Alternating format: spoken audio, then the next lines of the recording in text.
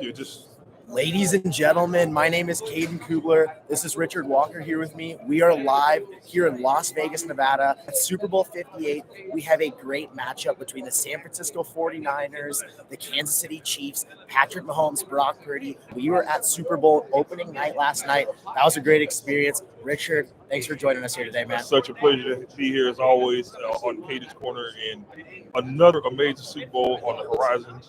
We have the continuation of the storied career of Patrick Mahomes.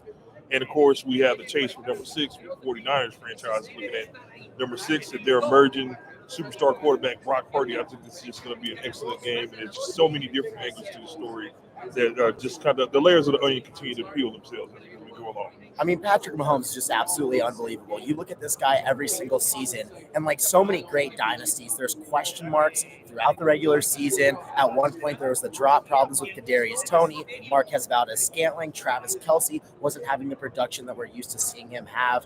A lot of question marks heading into the postseason here, but like we always see from Patrick Mahomes and Travis Kelce, one of the greatest quarterback to tight end duos of all time, they turn it on, they flip the switch, and they become unbeatable. I don't know how they keep doing it every single year. Absolutely. It just seems to be that, specifically with Patrick Mahomes, he seems to be the quarterback that can just make all of your ills go away. Yep. He's like the magic pill that you take, and all of a sudden your problems go away. And the guy, the way that he plays the game, the way he studies the game, and just the angles that he's able to throw at are just incredible. When you watch his film, you're like, there's no way that he made that throw. And somehow he continues to make the big plays that matter in those high pressure moments, in those high pressure situations. He's just a guy that delivers. But the story that's not getting a lot of attention specifically is the play of the Chiefs' offensive line. Yep. They have turned it up a notch as well because they had protection problems all year long. We had inconsistencies in their run blocking and being able to create opportunities for Pacheco and the backs. Yep. They have turned their game up to Yes, another they level. The Chiefs' offensive line is not getting the love that they should, but they have elevated. I think they're a huge success factor in the reason that the Chiefs are able to beat the Ravens and they were able to beat the Dolphins early in the playoffs and elevate and get to where they are right now. And for sure, and that was what I asked Coach Reed last night. Looking at this offense throughout the past 5 years, when Patrick Mahomes first started, he threw for 50 touchdowns, all these explosive plays with Tyreek Hill. Now looking at this offense, they're so great at dominating teams at the line of scrimmage, running the ball with Isaiah Pacheco. Patrick Mahomes learning how to be more of a game manager, taking those check down routes, and this offense looks really good. They always figure out how to do it. Looking at the other side, though, you have the San Francisco 49ers, the number 1 overall seed. They started slow against the Packers. They started slow against the Lions. We saw them overcome that 17-point deficit in the second half in the NFC Championship. Now they're back here in the Super Bowl. All the criticism for Brock Purdy. People forget this dude's only in his second year, and now he's in the Super Bowl. He's been to the NFC Championship twice. I don't get the hate this dude gets.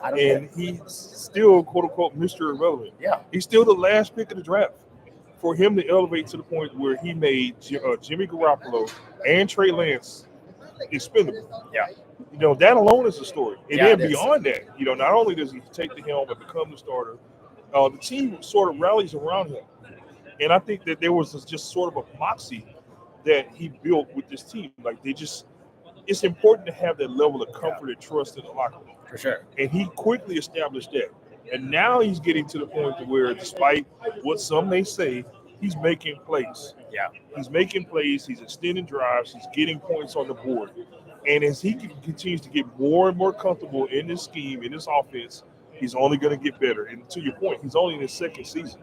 And he's in his second Super Bowl. I mean, his second he's in a second, situation where he can get to a Super Bowl. Yeah, exactly, man. I mean, he's been phenomenal all season long. At one point was in the MVP race. Lamar Jackson, it looks like he'll eventually win it.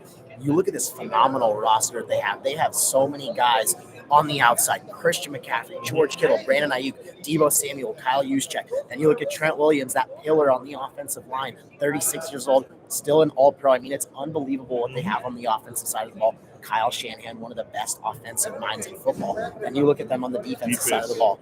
Fred Warner, Dre Greenlaw. I'm going to ask Dre Greenlaw this later in the week, but these guys remind me of these old school linebacker duos, like your Patrick Willis and your Navarro Bowman, your Terrell Suggs and your Ray Lewis. Those guys fly to the football. The 49ers defense is so great at getting 11 hats on the football. Nick Bosa up front. They've got some dogs. They've got some dogs, and I think we're in store for a great Super Bowl. I know a lot of people were upset because, you have Brock Purdy and you have Taylor Swift, but it's like, this is a great Super Bowl. This is going to be a great Super Bowl. There's two juggernauts. Yeah. And I expect a slugfest on both sides of the ball. I think that obviously both teams are going to put up points, but they're going to work their butts off to get those points. It's going to be a hard-fought, physical game, and it's just going to come down to a matter of who wants it more. Definitely. Now, my gut tells me if we're looking at it strictly from an X's and O's perspective, we're looking at roster for roster, position by position, the advantage goes to the 49ers. Yep. But the X factor, that unbelievable factor of whatever it is, number 15. The number 15, it just goes to Patrick Mahomes can do so much to elevate a team and take them to places where they didn't think it would be humanly possible. He's that guy. He's building a historical legacy here, and it's all based on just the belief that he generates through his play. Those players are bought into him. Yeah, they're bought into him, and he is clearly the leader of that franchise. And when he walks on the field, if he's on the field, they got a chance to win. 100%. And it's deservedly so. I felt coming into this postseason, you looked at Lamar Jackson, the Baltimore Ravens being the number 1 seed. You knew that Miami had an explosive offense. You knew that Josh Allen and the Buffalo Bills were looking for their revenge tour. But number 15, Patrick Mahomes, he has this Tom Brady X factor where it's like, why are people betting against him? They were underdogs in the Super Bowl last year. Right. They pulled it out. They were underdogs against the Buffalo Bills. They pulled it out. They were underdogs against the Baltimore Ravens. Pulled it out. They're yet again underdogs here. Patrick Mahomes, you look, he's 27 years of age, I believe, 27. He has 6 seasons as a starting quarterback, 6 AFC Championship appearances. He's now in his 4th Super Bowl appearance. He's only lost in the playoffs 3 times in his career. Right. And I think it's funny when people talk about the greatest quarterback of all time, or is Patrick Mahomes already a top 5 quarterback of all time, which I currently believe he is, and you look at the trajectory that he's on. 2 out of his 3 playoff losses are against the greatest quarterback in NFL history, Tom Brady. The other one's against a guy that I personally cannot wait to see next year, Joe Burrow. Richard, give me your Super Bowl 58 prediction. Ooh, you put me on the spot. You put me on the spot with this, man. It's so hard to bet against Mahomes. Now, I think the key to the game it would be from the Chiefs' perspective. You can't let CMC get loose, because if you let CMC get loose and they're comfortable, when he gets towards that 100-yard rushing mark, that's where things really open up and it becomes a lot easier for Brock Purdy. You have to get those safeties down in the box to help. You get one-on-one matchups on the outside. Things tend to slow down a little bit more. George Kittle gets involved. That's when the 49ers are at their absolute – that's when they're most dangerous offensively speaking. So the key is going to be target McCaffrey and try to get him on the ground and keep him from just eating up, and also from control the clock, but also get first downs and moving the chains. From the Chiefs' perspective, in terms of controlling the Chiefs, my question is how? Yeah. Because every strategy that you possibly take against them, for some reason, it just comes back to work against you. If you focus on putting pressure on Mahomes, it's going to burn you. If you focus on going into zone coverage, then, Kelsey's going to have a big game against you. And if you peel back too much off the line, then those backs are going to start to eat. Then you got to go. Then you have to adjust again. So I think that I'm going mostly off good here. I just can't find it within me to pick against Patrick Mahomes. Yeah. I think his track record speaks for itself. Despite the fact that 53 on 53, the 49ers have a deeper roster, I just think that somehow, some way, the great magician, Patrick Mahomes, is going to pull off yet another one. And I think it's going to be a lot of points involved. So I'm going to go 34-31 Chiefs. You look at Patrick Mahomes and you look at how people can continuously count him out, which I don't understand and I will never understand, and people will continue to do it. They said that the Ravens had a generational defense, one of the best over the past 10 years. Mm-hmm. Patrick Mahomes shredded that defense in the first half. Now, we didn't see them have a great performance in the second half, but they did enough to win the ball game, and that's what's most important. Right.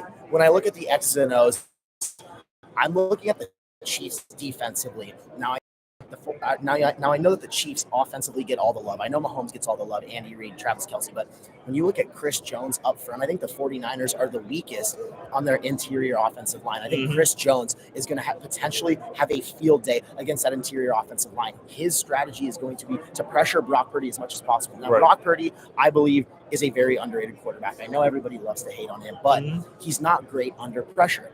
Chris Jones is going to have a big-time day. Absolutely. You look at the Chiefs secondary with Jarius Sneed, Trent McDuffie, two of the best in the game. Trent McDuffie, first-team All-Pro. They are going to have big assignments against Deebo Samuel and Ayuk, but I absolutely think they're up to the test. I think this Steve Spagnuolo-led defense is going to be up to the test, and I can't bet against number 15. I can't do it. Yeah. I've been going back and forth all week long.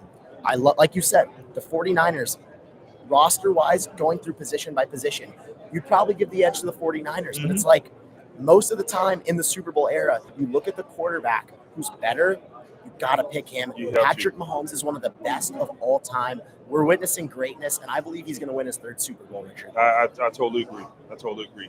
I can't find it within me to bet against him. I absolutely can't. So, kind of shifting gears here, a lot happened in the offseason.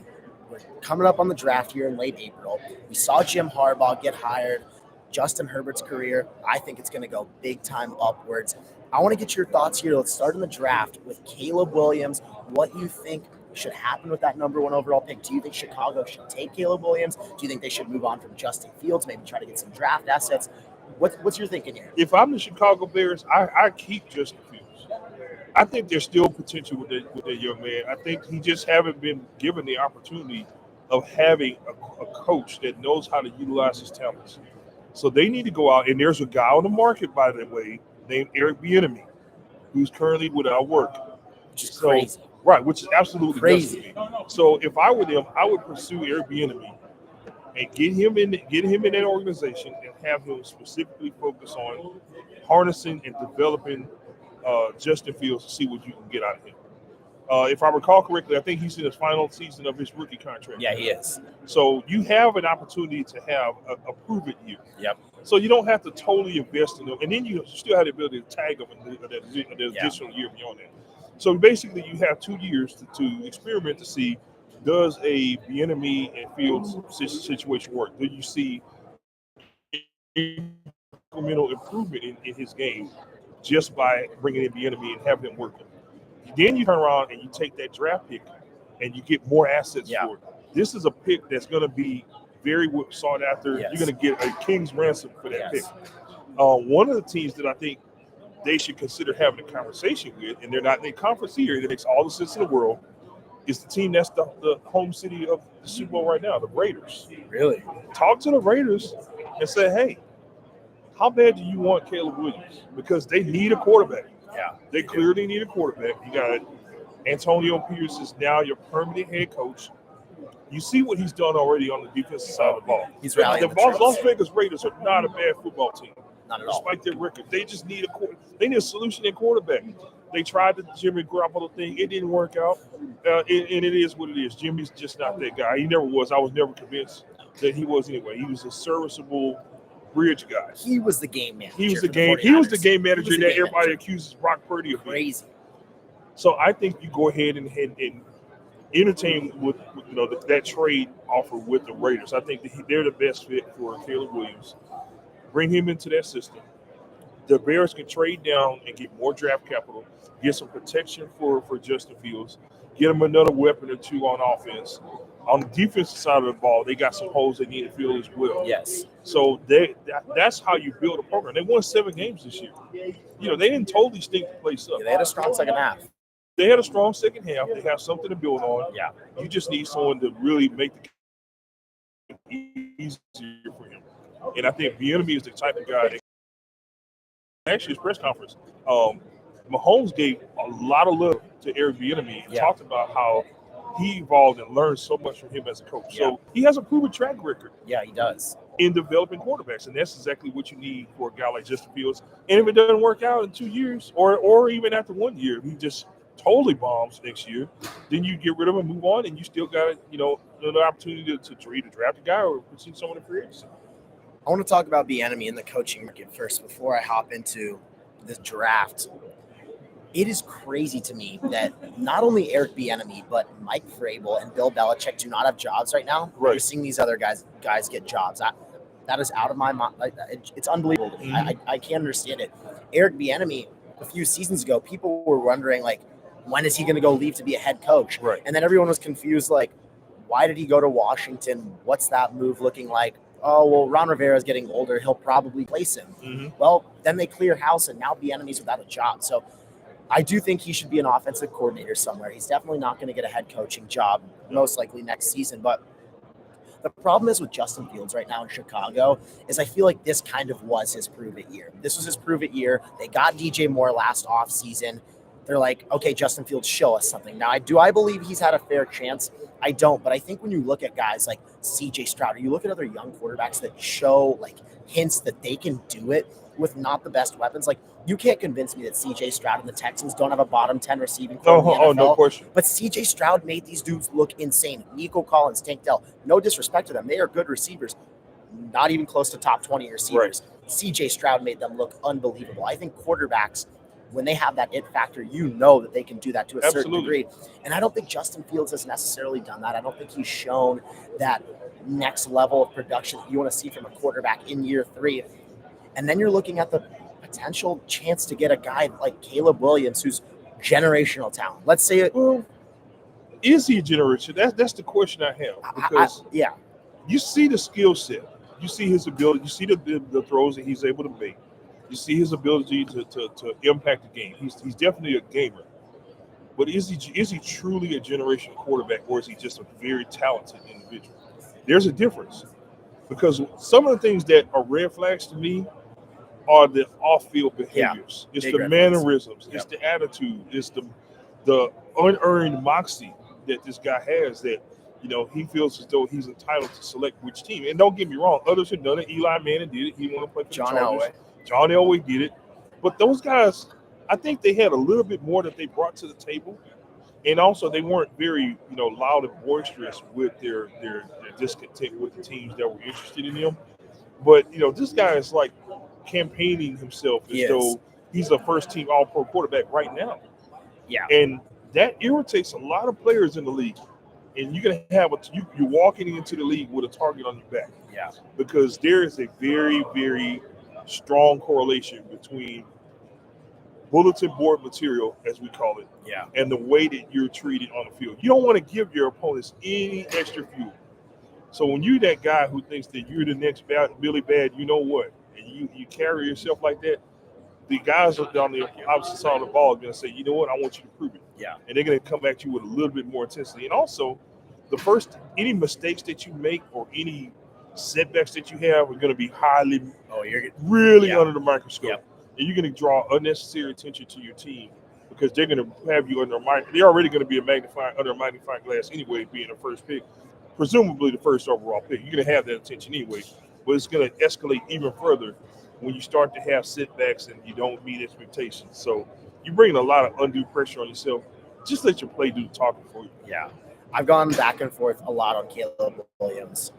It's easy to look at all of this stuff, like I want part equity in the team.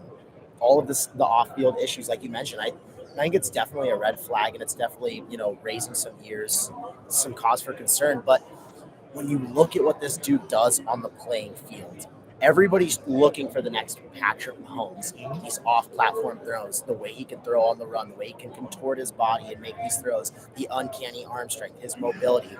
Caleb Williams checks every single box. Now, he does have a little bit of turnover problems. At certain times, he tries to do too much with the play. Mm-hmm. When you look at this guy, I absolutely believe he's generational. You can't – there's so many ifs, question marks. That's the way the NFL goes. I believe that you're silly if you pass up on a guy like that and he turns into the next Patrick Mahomes, which he absolutely could. Now, he could also flame out. He might not have that quote-unquote dog that everybody's looking for.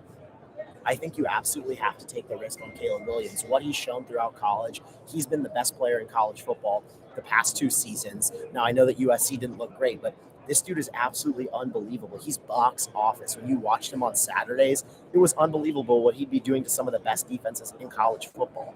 I absolutely believe that Caleb Williams should be the number 1 overall pick. Chicago will be kicking themselves if they don't select him. But to your point, I think Chicago's in a really good situation right now because they have 2 quarterbacks on their roster. They're 2 quarterbacks on their roster. They have Justin Fields, and if they want to draft somebody. So they're going to get I've looked and seen that he's going to go for about a 2nd or 3rd round pick. So that's not bad value for Justin Fields at all. Now, you could use, if you keep him, you can trade back and get a ton of assets for Caleb Williams, multiple 1st-round picks. There's some elite receivers, which I think Chicago should get another receiver next to DJ Moore. Absolutely. I absolutely believe they should bulk up that offensive line. There's a lot of holes on the defensive side of the ball, but if you want another prove-it year for Justin Fields, go out and get him another receiver. I don't hate the idea of that at all. You have some great receivers in this class. Roma Dunze, Keon Coleman. Those are 2 receivers that come to mind that are elite jump ball receivers that I think Justin Fields could very well benefit off a jump ball receiver.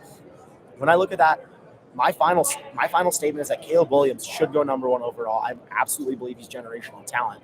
Now, I am very excited about Justin Herbert, and I'm very excited about Jim Harbaugh. And I think that Justin Herbert is going to absolutely go crazy. I want your thoughts on what Jim Harbaugh is going to do for Justin Herbert's career. Well, I think he's going to bring a sense of calm to him because up? one of the things that happens with unfortunately with Justin Herbert is that he has these moments where he turns a snowball into an avalanche quite often. He has a turnover. He has some bad plays. He has some receivers to drop some passes.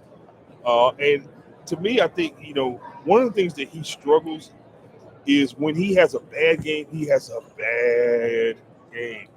And it all starts like when he struggles early and, he can't get himself to kick out mentally.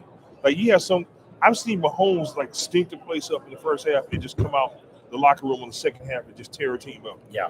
I haven't seen that from Justin Herbert. Yeah. Justin Herbert has to blow you out. He's got to come out of the locker room on fire, and then he's going to have a great game. So I think that, his ability, and, Harbaugh being a former quarterback, being a quarterback guru, he's going to help him to really, dig his heels into the game a little bit more, slow it down for him, make him more comfortable. And, I think he's going to get the absolute best out of him. So I expect to see the Chargers, take another step next year. It's going to be interesting to see what they do in the draft. Yeah. To see, how they move or how they fill holes on that team. But, having Harbaugh in LA is a very interesting addition, and I think he's going to do some great things for that franchise. Yeah, the Chargers, I love the Jim Harbaugh hire, first of all. When you look at this receiving core, they pose a lot of challenges. When you look at their 2 receivers, Mike Williams and Keenan Allen. Mike Williams has been one of the most banged-up receivers in football, and he's making almost $20 million. Their receiving core takes up almost half of their entire salary cap. Yeah. Their receiving core, it's in a very bad position right now. Keenan Allen, one of the best route runners in the league, he had a big-time season, but I think Justin Herbert has had so many different road bumps throughout his career. When you look at Kellen Moore, not really getting the best out of him. Right. When you look at all the injuries for Mike Williams and Keenan Allen, I don't think people give him enough credit and enough of the benefit of the doubt when you look at these types of injuries and when you look at the types of things that he's had to get over. I think Justin Herbert is one of the most elite quarterbacks in the NFL. I believe he can be a top 3 quarterback in the NFL with Jim Harbaugh. I am very excited to see what he can do with this new opportunity, with this new situation. I think that LA, they want a great football team for the Chargers. Justin Herbert's absolutely the guy that can do that for them. They have pieces on the defensive side of the ball. Derwin James, Joey Bosa. They have elite players. They don't have any more excuses. Yeah, they don't have any more. Who had a huge bounce back season, by the way. Yes. They don't have any more excuses to stink up the place on the defensive side of the ball.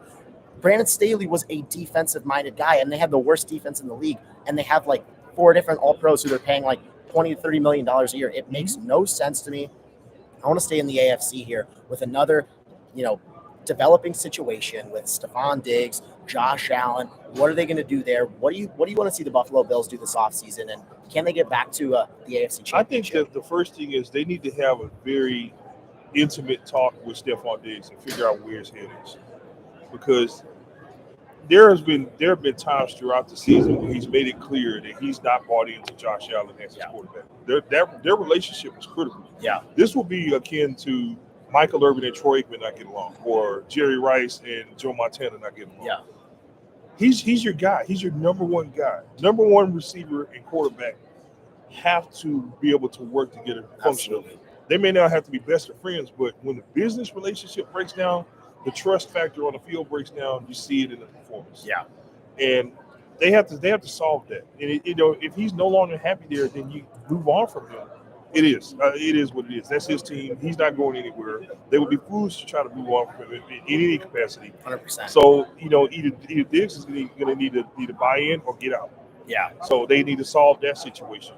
I think that they did a phenomenal job with running the ball. The offensive line did a very good job this year. Of course, they're starting to age a little bit. Yeah. So and that continues to be a problem when they have injuries on that team. That's an issue. So I think this is more of a sharpening the blade year, so to speak.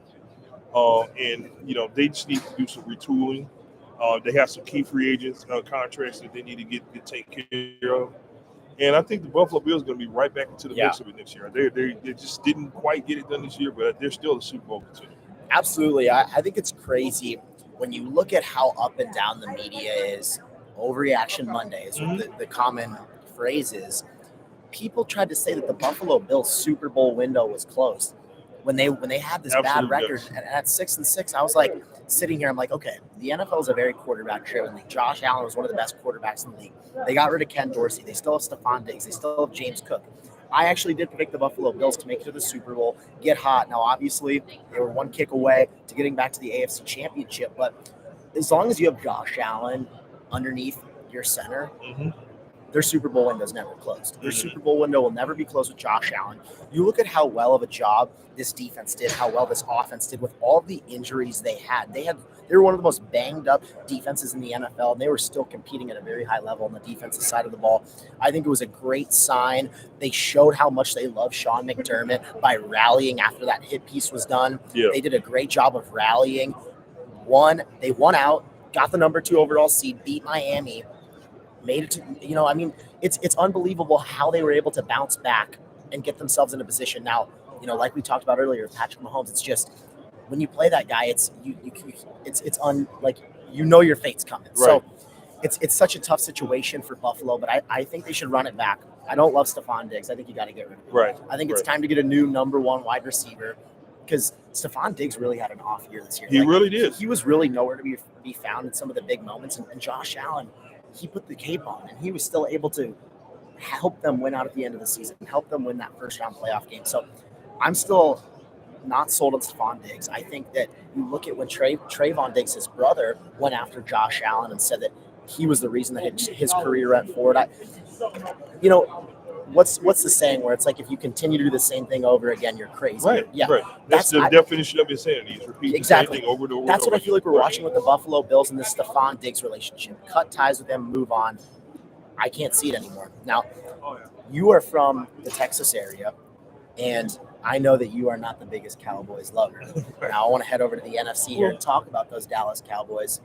Are they serious about winning a Super Bowl, keeping Mike McCarthy? I want to clarify because I'm in an awkward space because I'm an old head. I'm an old school Cowboys fan. I'm stuck. I'm not going to change teams because I'm loyal.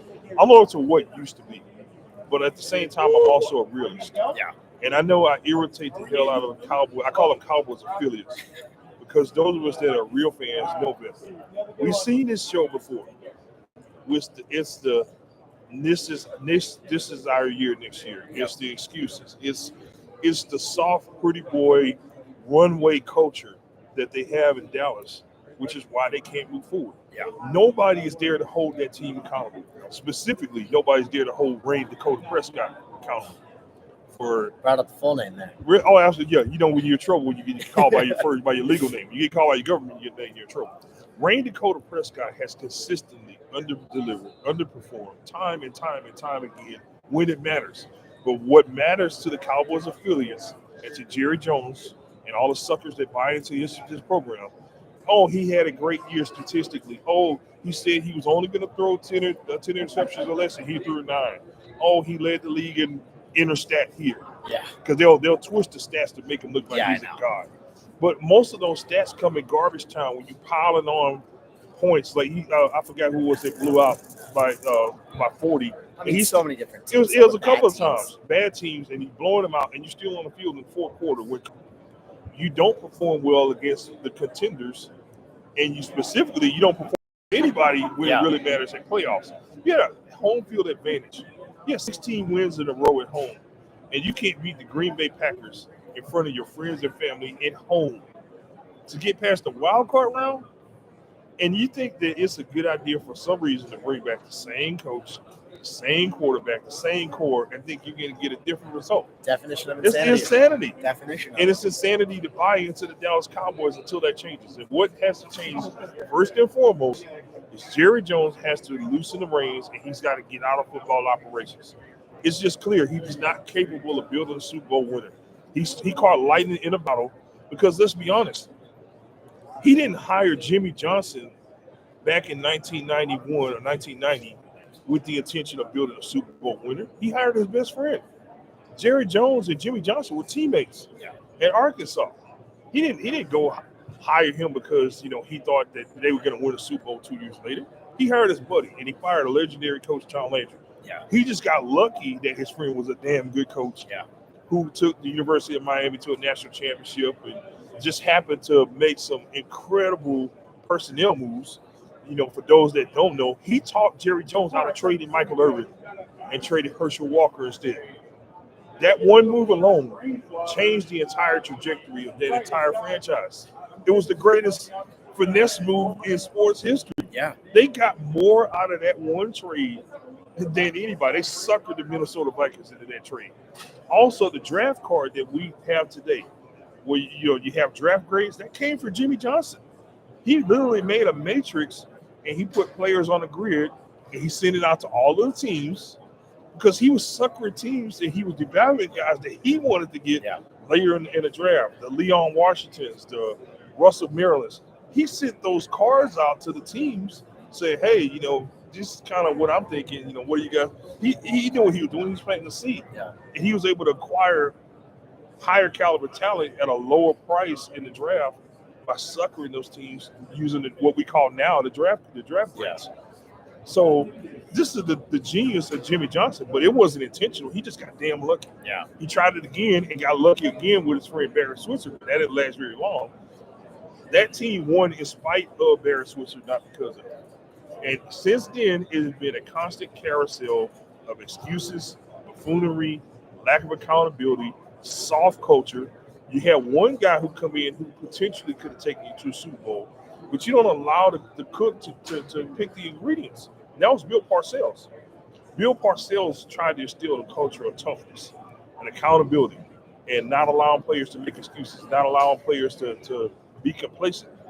But he wasn't allowed to do that because you got the bridge to daddy's office. Yeah. Where the players feel comfortable enough to go to Jerry Jones and complain to him, and he comes down on Bill Parcells and gets him to back off. That's not cool. That's like having a company where the owner comes down into the warehouse and the warehouse workers aren't doing their job. The manager gets on their butt, and then those workers go to the owner and say, "Hey, he's too tough on us," and then you never get anything done. Yeah, that's literally the case with the Dallas Cowboys, and until that changes, it doesn't matter who their coach is. They can get Belichick. They can get Vince Lombardi in reincarnated. You're not going to win a Super Bowl in Dallas with Jerry Jones making decisions and getting involved in football operations. They have the man in the building that's capable of building a Super Bowl winner. They won't let him do it, and that's Will McClay. So, Jerry Jones, if you're listening, if you want to see another Super Bowl during your lifetime, take those keys to your office, take all of your belongings out of that office. You knock on Will McClay's door. You hand him a bigger paycheck. You make him the president of football operations. You hand him your keys. You thank him very much, and you let him know if there's anything you need, here's my debit card, and you get the hell out of that office. And you don't come back, and you go out and you shake hands, and you kiss babies, and you take pictures with the Dallas Cowboy cheerleaders, where we got to do to market the team. But you stay the hell out of operations because you're the reason why that team has a culture that's not allowing them to move forward. It's the reason why you still have Mike McCartney, who's clearly not capable as a head coach of leading that team to a Super Bowl, in there at the helm. So until that changes, nothing else is going to change. It seems like you've been thinking about that one. Just a little bit. Just a little bit. Yeah. When I look at the Dallas Cowboys, I think you have to look at the head coach first of all. You have to look at Mike McCarthy. I understand that he's been able to go 12-5 these seasons, but you can pretty much throw in any head coach and they're going to win. Like, they have a talented roster. Right. You should be winning football games. I think there are 3 better head coaches on the market right now. Bill Belichick, Mike Vrabel, Eric Bieniemy. I think if you put those 3 guys in there, they are going to be achieving more. They're going to be playing a lot better. Everybody's like, well, the reason we're keeping him now is because you saw the strides that Dak Prescott took this year. You saw his interception numbers down. You could put any good offensive mind there. Right. He's going to help Dak Prescott out. I don't think that's Mike McCarthy necessarily helping him out as much as everybody thinks. Now, I think you have to look at Dak Prescott as well. Can a guy get you to the Super Bowl? You have to ask yourself that question. Can your quarterback get you to the Super Bowl? Right. Dak Prescott cannot get a team to a Super Bowl. And that's how it works in the NFL. Once you know that after a few years, you can't keep just hoping that the same thing's going to happen over and over again. Well, he was an MVP contender this year. Right. Well, this happened this year. Oh, well, maybe if we get him more weapons. They've had one of the best offensive lines in football every single year that he has been there. They've had a great receiving corps every single year that he's been there. They've had a great defense every single year that he's been there. How many more excuses is Dak Prescott going to get? How many more opportunities is this dude going to get? There's so many other quarterbacks that you could be looking for in the draft that I think would give you a higher ceiling than Dak Prescott would. And they just keep sticking with him every single year, expecting that a different result is going to happen. It's the definition of insanity. They have Micah Parsons. They have guys on the defensive side of the ball. Like, they can build off of this, but for some reason they're sticking with Dak Prescott, expecting that he could get it done. And I think you look at this guy in Jordan Love in Green Bay, who I can't even imagine if this dude was in Dallas or if this dude was with some other franchises. There was a lot of scrutiny around this pick. They tried to go from Favre to Rodgers. It worked very well. They tried to go from Rodgers to Love. It looks like it's going to go very well for this team. The Packers have struck gold again with Jordan Love. We saw him go into Dallas on the playoffs, hang 46 points on them. Unbelievable. And everybody said this Dallas Cowboys team was an absolute juggernaut at home. Then they see Jordan Love and the Packers. They get the doors blown off. What do you like about this Packers team moving forward? I think that they are just explosive on the offensive side of the ball, and they're only going to get better. They are able to run the ball down the Cowboys' throat, and they also gave 49ers a lot of problems. Yes, they did. They showed a lot in that game against the 49ers, and I think that the upside is just unlimited. They're gonna have some draft capital here coming up. They're gonna have a lot of cap room. They could go out and make some acquisitions in free agency. Defense, I think, needs a little bit more work, but they're not bad. They're not terrible. No. So I think this is a situation where this team just needs a little bit of blade sharpening, so to speak. And they're going to be in a constant rotation going back and forth with them and the Detroit Lions over supremacy in the NFC North. So I think that they're in a good place. They're in a good situation. I think that, to your point, I think they once again struck gold at quarterback. And it's because first of all, they had a succession plan, which the Cowboys don't. Yeah. So that's part of the reason why they're complacent and they're scared to move on from Dak Prescott is that they don't have another answer. They brought Trey Lance in, but let's be honest, I don't think that they have plans on promoting him. I just thought that they saw him available on the market for a good price and a low draft pick, so they just said, we know why not. But they don't have plans to actually groom him to compete for that starting job. The 49ers never settled with Jimmy Garoppolo. They never did. He got them to a Super Bowl. That wasn't good enough. No. They didn't settle with him. They draft Trey Lance. They put Trey Lance in. He underperforms. That's not good enough. They get him out of there. They get Brock Purdy in there. This is what winners do. Yeah. Farmers plant seeds, hunters eat. Yeah. And the 49ers and teams like that are hunters. Yeah. The Kansas City Chiefs had Alex Smith playing Pro Bowl level. They go out and draft Mahomes. That's what hunters do. And the Dallas Cowboys are farmers. And you're going to wait a long time for that harvest to come in before you eat. Yeah. The hunters eat tonight. Farmers wait for the harvest. Yeah. And they've been waiting for 29 years and the harvest still didn't come in. And now they got this Packers team that They're rejuvenated. They have one of the youngest teams in football. Matt LaFleur, I think, did a great job elevating this team's performance, especially in the postseason. I think at one point, a lot of people were questioning, okay, if he doesn't have a strong close to the end of the season, they were 6-8 at one point. Could we see Bill Belichick potentially replace him? They have a good roster. They have Jordan Love, who's shown flashes. Jordan Love finished the season extremely strong. They went 9-8. Got that number 7 overall seed, and obviously everybody knows what happens in the postseason. But I think LaFleur did a great job having this team prepared to go play against the 49ers, having this team ready to go play the Dallas Cowboys. It is not easy. Such a young team being able to figure this out, not showing any nerves. Jordan Love looked flawless in the game against the Dallas Cowboys. Now, you look at that one mistake that he had against the 49ers, throwing it across over his body, having that interception. That was really the only big mistake that we saw him make. Right. When you look at that, Jordan Love, he's going to be elite in this game for a long time. And I wouldn't be surprised if he's an MVP contender next year, if he can put together a consistent season. The same thing with the Houston Texans. I don't believe the Green Bay Packers have a receiver close to anywhere near the top 20. No. That's what I'm saying. If these quarterbacks can show flashes, like we saw Stroud, like we saw Love do, unlike what we've seen, some other guys do in the past, like a Zach Wilson, or just imagine when they go into the market, like a Justin start Fields, going exactly. going after these free agents. Exactly. Possibly a Stephon Diggs is like one example. The market for receivers is huge this offseason. Mike Evans is you're going going to have Mike Evans. You're going to have some big time dogs in free agency.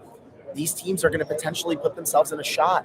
When you look at this gauntlet of the AFC, like the Texans, they got to go out and get a guy like a Mike Evans. So they got to go try and get one more person to make them, get over the hump. Like they played the Ravens, not the first half was pretty good.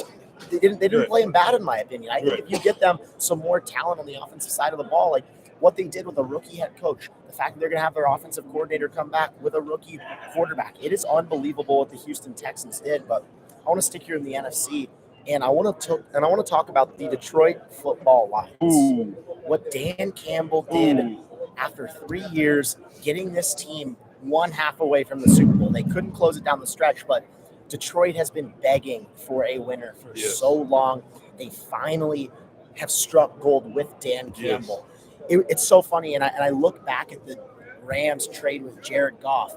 Originally, they were such a bad team where they're like, okay, we'll take the cap room of Jared Goff, but we'll get a lot of draft assets. They were able to draft around Jared Goff, seemingly waiting for a quarterback that they could groom in there, a young quarterback, then be ready to go to the Super Bowl. Well, they were 30 minutes of football away from making the Super Bowl with Jared Goff. I think Jared Goff, he didn't have a bad game at all. No, he didn't. You look at those drops down the stretch from Josh Reynolds, some of the miscues offensively.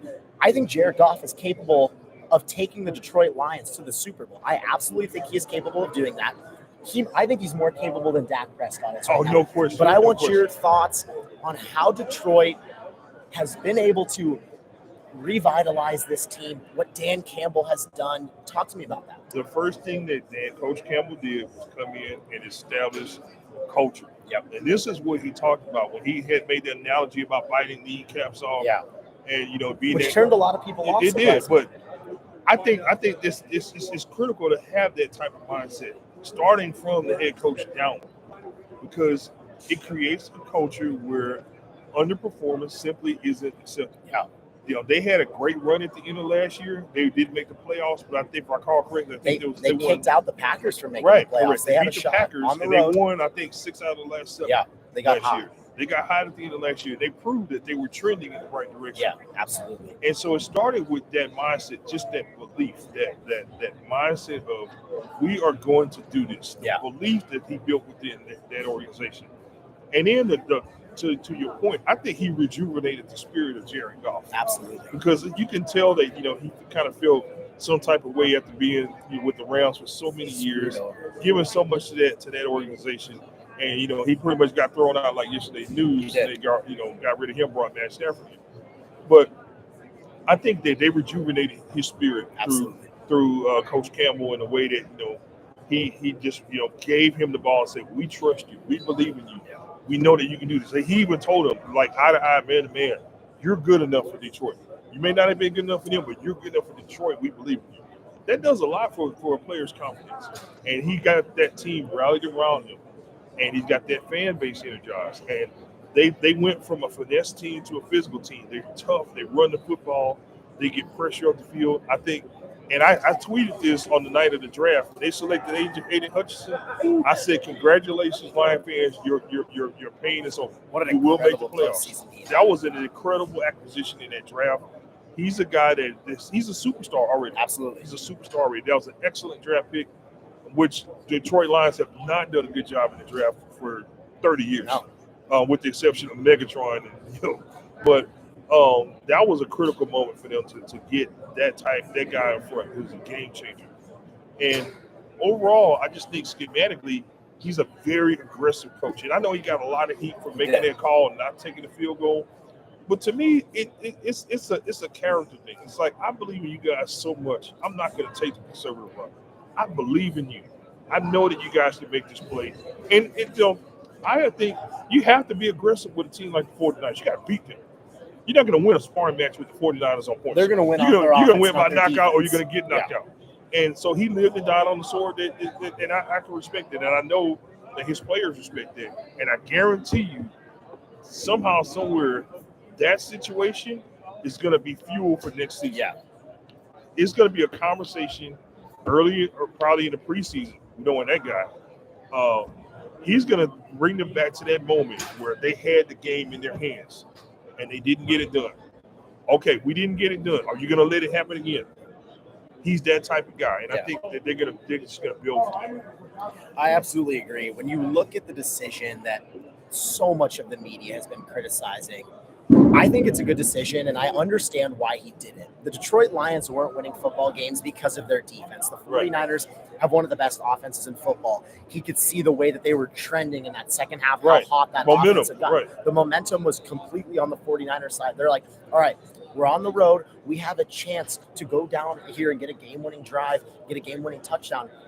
That wasn't because of Dan Campbell. It wasn't because of bad play calling. It was because a wide receiver named Josh Reynolds dropped the football 2 different times in crucial situations. Right.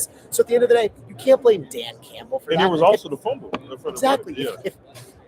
If he kicks the field goal, okay, it's a tie game, but they go lose that game potentially. If Josh Reynolds catches that football, all of the pressure is suddenly back on Brock Purdy and the San Francisco 49ers, which with how slow they had been starting with, who knows what happens at that point. I absolutely think the Detroit Lions, looking at the outlook of the NFC, they are the second best team in the NFC moving forward. Forget the Philadelphia Eagles, forget the Dallas Cowboys, forget any of these other teams. We're going to see the 49ers and the Detroit Lions, the 2 young teams that are showing so much. We're going to see them consistently there in the NFC Championship as the 2 juggernauts in the NFC every single year. I don't believe in the Cowboys. I don't believe in the Eagles. I don't believe in any of these other teams. I believe in Dan Campbell and what he's doing. He's not just some flash in the pan. He's going to be consistently doing this every single year with the Detroit Lions. And Jared Goff is more than capable of getting the Detroit Lions to the Super Bowl. I absolutely think he can do it. I want to head over to the AFC, for the final point here.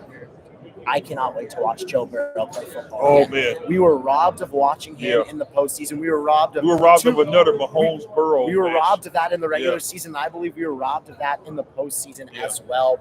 Talk to me about the Cincinnati Bengals and what do you think their ceiling is next year? Can he take down Patrick Mahomes next year? I think there's a lot of potential there. And, to be honest, Burrow was never blessed with a full component of, they've always seemed to have some type of injury issues with that organization. That's the first thing. Critical players being injured. So the first thing is the overall health of the team. Beyond that, you got excellent receivers. You got some holes on the defensive side of the ball that need to be filled, which I think they're going to address some during the draft. And to just really protect Joe Burrow, he's like, for crying out loud, get some linemen that can protect this guy. Because that's why he had the injury the preseason. And then you turn around and then you're out for the season. I think the protection failed him. Yeah. So they need to have a very serious emphasis on protection. Offensive linemen that can get the job done. You give Joe Burrow time, he is the most deadly quarterback in the league. Agreed. No question. Agreed. And I think that's the emphasis. I think that they just need to do a little bit more work in free agency, get some pieces in there. But we're going to continue. I think that we're going to see Joe Burrow versus Mahomes is going to be akin to Peyton Manning versus Tom Brady. I can't wait. That's the type of rivalry that we're going to see, and we're going to be blessed to see that over the next 10 years. That's must-see TV. When I look at Joe Burrow, I believe he's the second best quarterback in the NFL, and I believe that he can push Patrick Mahomes to be the best quarterback in the NFL. Yeah. You look at the adversity that he's faced with the torn ACL his rookie year, the terrible offensive line in his second year. He didn't even really have a full rookie season. Right. He goes out there with a rookie wide receiver in Jamar Chase, takes them all the way to the Super Bowl, has them about 50 yards away from potentially winning a Super Bowl with not even a full season underneath his belt. I think Joe Burrow is going to absolutely tear up the league. He's been awfully quiet recently. He's been awfully quiet. So often in today's game, you see guys posting on social media when they're working out, posting when they're doing certain things, up early, doing this, doing that. Joe Burrow's quiet right now. He's Joe Cool for a reason. Joe Cool, Joe Quiet. That scares me. That scares me what Joe Burrow's doing. Now, I know they're going to have to try and re-sign T. Higgins, which doesn't seem like it's going to happen. He's going to get a big bag in free agency, but they still have Jamar Chase. They still have Tyler Boyd. Like I mentioned earlier, it's a stacked wide receiver draft class. There's going to be some big-time guys like a Keon Coleman who can replicate somewhat of what T. Higgins does as that jump ball receiver. Right. I can't wait to watch some Joe Burrow versus Patrick Mahomes next year. Joe Burrow, he's a scary man. He's got that I believe it's him and Patrick Mahomes that have that Tom Brady-esque feel. Yeah.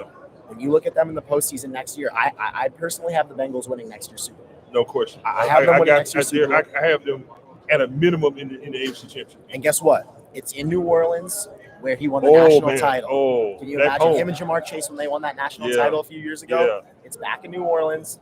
Gonna do another one of those iconic locker room cigar photos. Get the gag. All right, guys. Well, that'll wrap up a great show here of Caden's Corner. Richard, thank you so much for joining us. As always, my name is Caden Kubler. Thank you guys so much for joining us here today. See you guys. Done.